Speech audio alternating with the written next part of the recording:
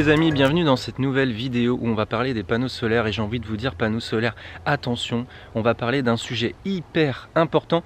Donc que ce soit une installation solaire autonome comme la nôtre, que ce soit une installation en autoconsommation sur la maison avec de la revente auprès d'EDF ou autre, que ce soit sur un camping-car, peu importe l'utilisation qu'on a des panneaux solaires, on a souvent un réflexe au moment de l'achat, on fait attention au dimensionnement, on fait attention aux panneaux solaires, à ce qu'on achète, on fait attention aux fournisseurs, le type d'entreprise qu'on va choisir. Comme vous savez, nous on a choisi MyShop Solaire. On essaie d'optimiser tous les points pour que notre production réponde à nos besoins, réponde à notre degré d'autonomie souhaité et nous permette d'être tranquille de manière durable avec notre production en électricité. Donc nos panneaux, on a choisi MyShop Solaire parce qu'ils nous ont aidés pour le dimensionnement, ils nous ont accompagnés, etc. comme j'ai déjà pu vous en parler. Et on a choisi sur MyShop les panneaux LG Néon 2 qui ont une double garantie, une garantie produit de 25 ans et une garantie d'efficacité. Donc tu te dis, tu fais attention à tout, etc. Mais il y a un point qui est oublié par beaucoup d'entre nous et qui est majeur, c'est l'état de propreté des panneaux solaires. Je vais vous prendre un exemple qui illustre bien, je trouve, cette problématique souvent oubliée, c'est les lunettes. Par exemple, si on a des problèmes de vue, eh bien on va consulter un ophtalmo, donc on essaie de choisir un ophtalmo sérieux et disponible d'ailleurs. On essaie de choisir un opticien qui va nous proposer des bonnes lunettes, à un bon rapport qualité-prix. Donc on essaie d'optimiser déjà les premières étapes parce qu'on sait que c'est important. Et à la fin, eh bien on a une bonne paire de lunettes qui nous permettent de bien corriger notre vue, mais si on ne nettoie pas régulièrement ces verres de lunettes, au bout d'un moment, la correction ne sera plus aussi efficace, la correction ne sera pas efficace du tout, voire même l'effet inverse. Donc c'est un truc, il faut penser à l'entretenir, il faut penser à nettoyer aussi nos panneaux solaires puisque ça altère à la fois leur performance, ça altère aussi leur durée de vie et je vais vous donner quelques chiffres qui vont dans ce sens. Alors même avant de parler de chiffres, chacun personnellement, pour ceux qui suivent de près on va dire leur production, c'est pas toujours le cas parce qu'il faut être un petit peu passionné. Moi je suis passionné, j'aime beaucoup regarder dans le détail, mais déjà rien qu'avec nos indicateurs on peut observer dans le temps une différence. Donc c'est vrai que moi déjà sur le camping-car, sur le carrosse, j'avais déjà ce réflexe de monter régulièrement pour nettoyer mes panneaux solaires, mais pas de manière optimale. Donc on peut l'observer par nous-mêmes et il y a plusieurs études qui ont déjà été faites. Je vais vous donner les chiffres d'une étude sérieuse qui a été faite en Suisse. Un panneau solaire sale perd 10-15% chaque année en termes de performance, en termes de rendement. Vous vous rendez compte, c'est juste énorme. Et si on ne nettoie pas notre panneau solaire pendant 3 ans par exemple, 3 ans de panneau solaire sans nettoyage, c'est 25 à 40% de perte. C'est juste énorme. Alors pour un usage occasionnel, les vacances en camping-car, etc., à la limite, on va pas forcément le sentir les premières années, ça peut mettre pas mal de temps à apparaître, mais pour un usage en autonomie ou un usage en autoconsommation, ça peut avoir un impact très important. Nous, notre énergie, c'est l'énergie solaire, et c'est vrai que, eh bien, à la fin d'une année, à la fin d'une deuxième année, d'une troisième année, etc., eh bien, on peut voir notre autonomie, notre capacité en autonomie fortement diminuer. Et pour ceux qui font de l'autoconsommation, donc qui ont des panneaux solaires sur le toit pour à la fois consommer l'énergie et à la fois en revendre une partie, eh bien, il y a une perte à la fois de production personnelle et une perte à la revente. Donc ça c'est pas négligeable. Alors après je vous l'accorde, il y a pas beaucoup d'informations sur ce sujet et il y a une forme de business qui se développe par rapport à ça, c'est les entreprises de nettoyage de panneaux solaires. Et donc il y a de plus en plus d'entreprises qui se mettent à faire ça parce que effectivement il y a une problématique et il y a une autre problématique, c'est que à la fois les gens ne sont pas forcément sensibilisés, n'y pensent pas forcément, ou alors techniquement c'est pas simple à faire. C'est d'ailleurs l'une des raisons qui m'a fait choisir de mettre nos panneaux solaires au sol, car là ils sont libres d'accès, ils sont à moins d'1,80 m de hauteur. Ils sont faciles d'accès pour le nettoyage, c'est un point qui n'est pas négligeable. Sur le camping-car, pour monter ça va, c'est assez facile aussi. Après en toiture, eh bien quand il y a de la hauteur, c'est pas forcément évident en fonction de notre âge, etc.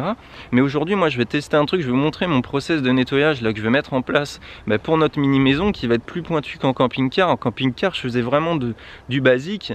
Là je vais tester un truc, je vais vous partager en même temps.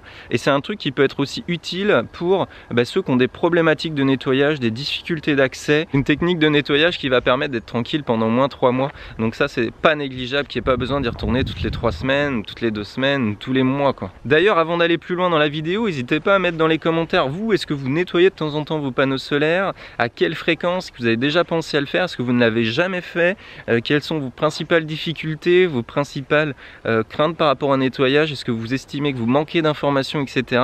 Moi j'ai estimé pendant longtemps manquer d'informations et et je me suis penché sur le sujet parce que je voulais vraiment faire les trucs carrés là sur la mini maison pour ne pas perdre ne serait-ce qu'1% de production, parce que déjà 1-2% bah, c'est pas négligeable. Donc en fait les panneaux solaires ils sont sensibles à la poussière, ils sont sensibles à la pluie, au type de pluie, ils sont sensibles à la pollution, ils sont sensibles à la chaleur, aux insectes, il y a plein de choses qui rentrent en compte et qui viennent salir le panneau solaire. Donc vous voyez, il y a toujours de la poussière qui vient se déposer, donc 1 mm plus 1 mm plus 1 mm, je ne sais pas si vous verrez bien à l'écran, mais du coup c'est une pellicule qui s'entasse. Vous voyez, des insectes qui viennent se poser, qui viennent rester sur le panneau. Et ça, à la fin, eh ben, ça fait des lunettes sales les amis. Je vous montre sur le camping-car ce que ça donne aussi. On voit bien la poussière, on voit bien que ça laisse des traces quand on passe les doigts et tout. On voit bien que ça vient altérer la performance du panneau directement. Donc alors après, faut pas non plus mettre n'importe quoi sur les panneaux solaires. Donc je me suis penché sur le sujet, je me suis dit tiens bah, je vais les shampouiner et puis je vais utiliser du lustrant histoire de vraiment les garder en brillance, les garder lisses et tout. Sauf que l'idée c'est de ne pas altérer le panneau solaire, de ne pas l'endommager avec des produits qui peuvent attaquer en fait sérieusement. Donc je me suis dit je veux pas faire n'importe quoi non plus, c'est quand même un investissement l'installation et je veux que ça dure dans le temps. Donc je vais pas mettre un produit qui attaque, mais je vais rester sur un produit naturel. Et donc je me suis retourné pour cette problématique vers une marque de produit que j'utilise depuis 1 an. On l'utilise pour la vaisselle, on l'utilise pour les toilettes, on l'utilise pour le camping-car, que ce soit pour les eaux usées, pour les toilettes, pour le nettoyage extérieur, le nettoyage intérieur, etc. On vous en a déjà parlé, c'est la marque Madchem. Donc c'est des produits 100% naturels, à base d'enzymes naturelles, vivantes, etc. Donc je me suis dit, j'ai posé les questions et tout, ils m'ont bien renseigné et effectivement ils ont un truc pour ça. Donc je vais mettre en œuvre là dès aujourd'hui. Donc je vais commencer par nettoyer en fait ce matin mes panneaux solaires avec du shampoing concentré enzymatique. Donc c'est 100% naturel, ça va pas attaquer, ça va me permettre d'avoir une surface bien propre déjà, d'enlever toutes les poussières et les particules qu'il peut y avoir. Et ensuite je vais appliquer ça vraiment bien sur le principe, ça vient répondre à mon idée de lustrant mais avec un truc naturel et adapté en fait. C'est un protecteur de panneaux solaires. Donc en fait lui il va venir laisser justement une fine couche, donc qui va empêcher à la poussière d'adhérer, qui va empêcher à la pluie de laisser des marques, etc. Ça va glisser, ruisseler, avoir un effet lustrant et protecteur sans attaquer, sans dégrader le panneau solaire. Le seul inconvénient, même si c'est dans la gamme loisirs, camping-car, etc., c'est que c'est du tout petit conditionnement. Donc c'est du 150 ml. Et vous voyez, moi, la taille de mon installation, elle est quand même importante. Donc du coup, j'en ai pris 4.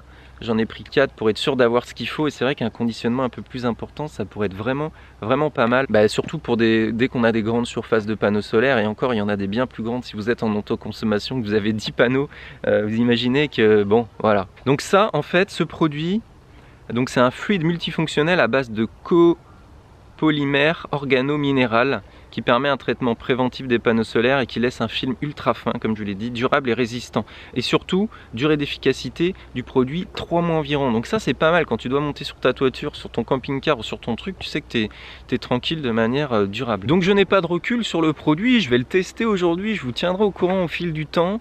Je suis assez confiant parce que nous, de tous les produits qu'on utilise régulièrement de chez eux, et j'y pense tous les jours parce qu'on a le liquide vaisselle au bord de l'évier, etc.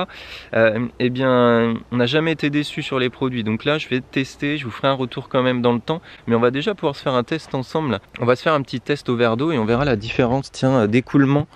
Moi je l'avais vu avec mon shampoing carrosserie, notamment sur le camping-car, mais on va se faire un petit test ici, tiens. On va passer à l'action. Donc il y a quand même un élément essentiel à ne pas oublier, que ce soit pour nettoyer des panneaux solaires ou un véhicule, il faut le faire avant qu'il soit chaud, parce que sinon ça pourrait venir poser des soucis pour le nettoyage, parce que ça va trop vite sécher, justement faire des marques, l'effet inverse. Donc nettoyer au moment où il fait froid, soit en début de journée ou en fin de journée à cette saison. Donc là je vais commencer par passer mon shampoing, bien les nettoyer et bien les sécher. Allez go. Tiens, on va faire l'expérience du verre d'eau, parce que j'ai oublié de le faire du coup. Voir un petit peu ce que ça donne. On va le jeter dessus.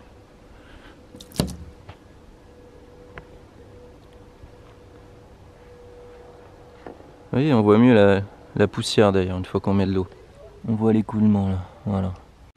Allez, séance nettoyage.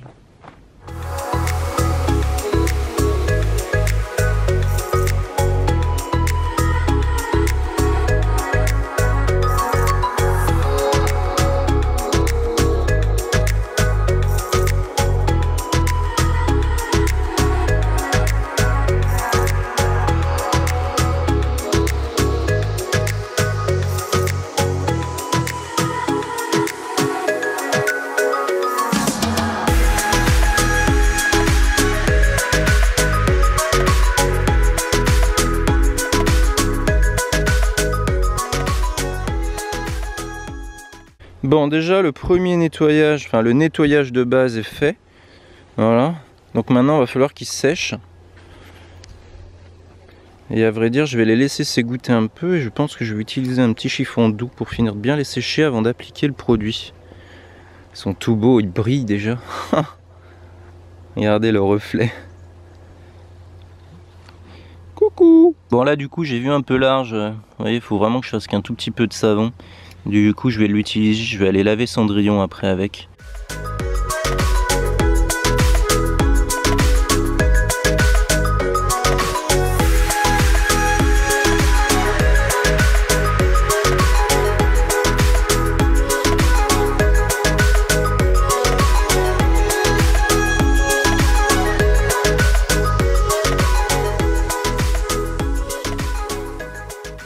Bon, après le rinçage, du coup, j'ai passé un coup de raclette pour enlever le surplus d'eau. J'ai utilisé un premier chiffon sec pour faire un premier essuyage sur les 4 panneaux et un deuxième chiffon pour vraiment finir d'assécher toute ma surface de panneaux. Et c'est bon, c'est fait. Ils sont déjà bien propres là, je peux vous dire. Ils sont bien propres comme il faut. Donc maintenant, je vais appliquer le protecteur solaire là. Vu que c'est la première fois, je reprends la notice. Ça s'applique très facilement sur une surface parfaitement propre et sèche, dépourvu de toute trace de corps gras. Bon, faut éviter la friture sur les panneaux les amis. Appliquer une petite quantité sur un chiffon propre. Donc moi je vais prendre une microfibre là. Étaler uniformément sur la surface en suivant une ligne horizontale, laisser sécher et une seconde couche en suivant une ligne verticale. Et on laisse sécher. Et on essuie avec un chiffon humide ou aspergé d'eau. Yes. J'aime bien sentir l'odeur. Ça sent l'enzyme. C'est un petit capuchon comme ça. Je croyais que ça allait être un spray d'ailleurs. Donc je vais verser un peu de ça sur mon chiffon, puis je vais attaquer.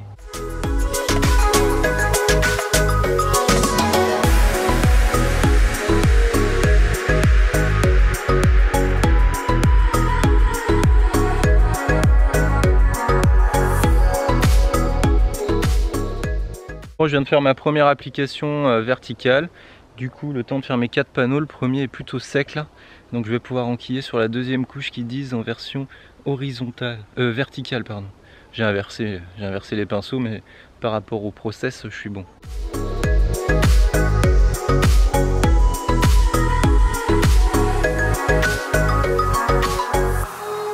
Bon, je viens de terminer ma deuxième couche.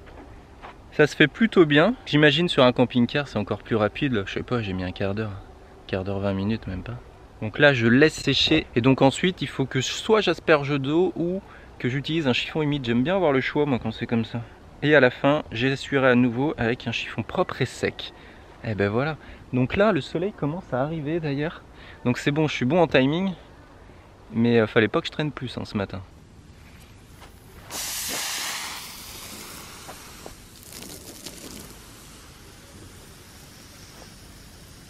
Regardez la vitesse à laquelle l'eau coule quoi. C'est fou. Regardez la vitesse à laquelle l'eau coule dessus quoi. On voit tout de suite que... Comment ça déperle. Regardez ça. Ah ouais. Bon, j'ai pas essuyé à nouveau la surface, mais je vais réessayer le verre d'eau. Ouais. Regardez. Elle disparaît l'eau. Oh, c'est fou, franchement. Vous vous rappelez du début?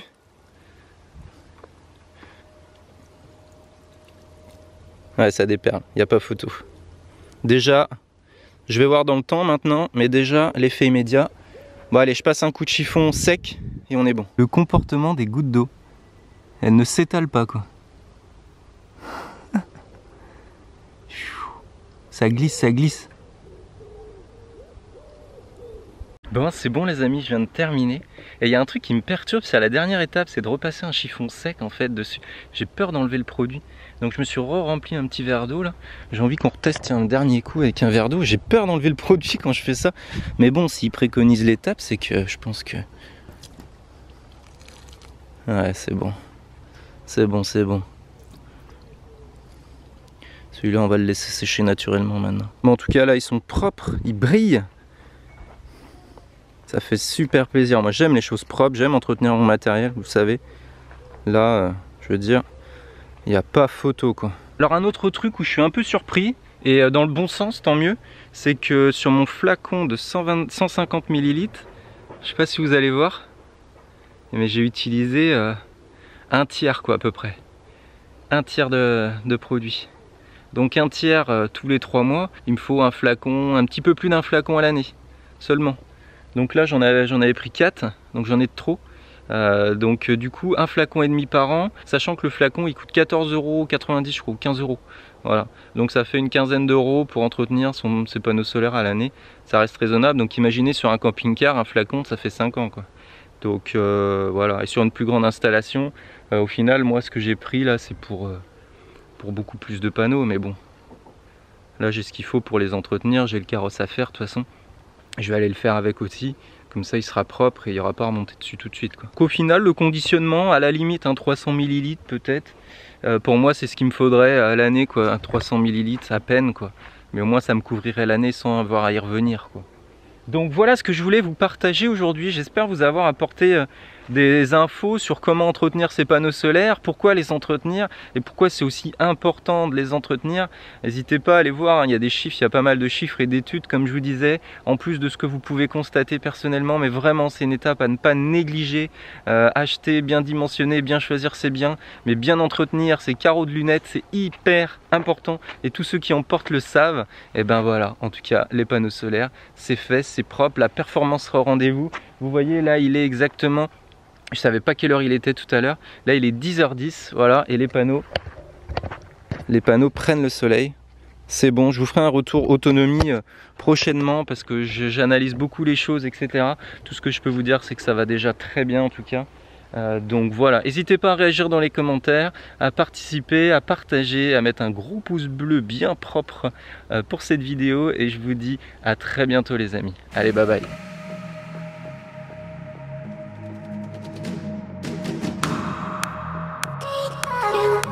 Je peux jouer avec les gougouttes, hein. Ça fait des billes.